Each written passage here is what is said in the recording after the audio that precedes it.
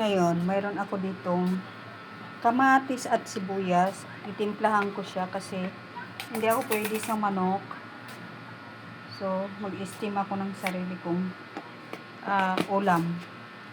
Lagyan natin ng salt at saka olive oil.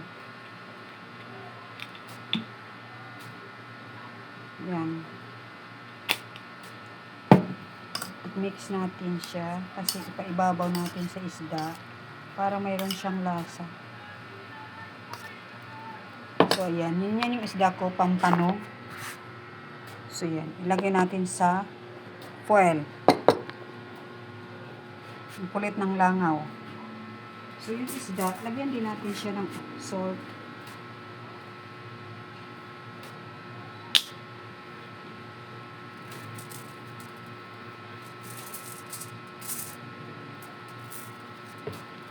Tsaka olive oil.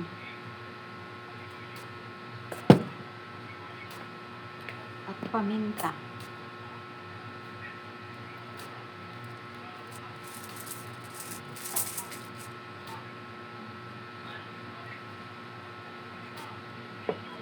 Kulit ng langaw ay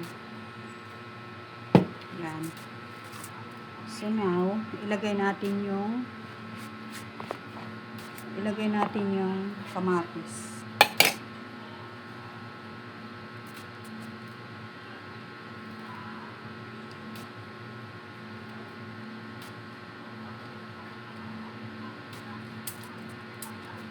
Lagyan natin yung tiyan.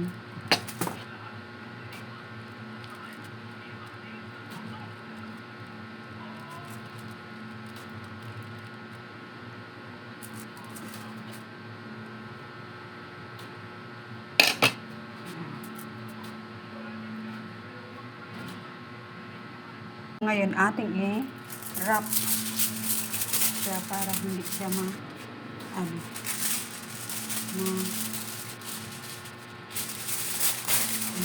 steam. Kasi i-steam natin siya.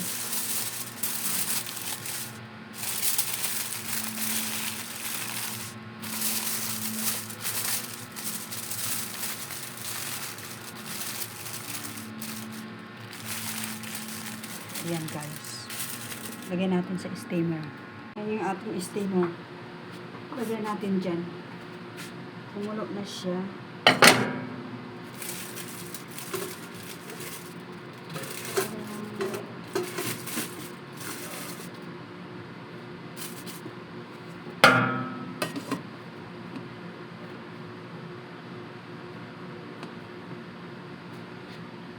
(20 minutes).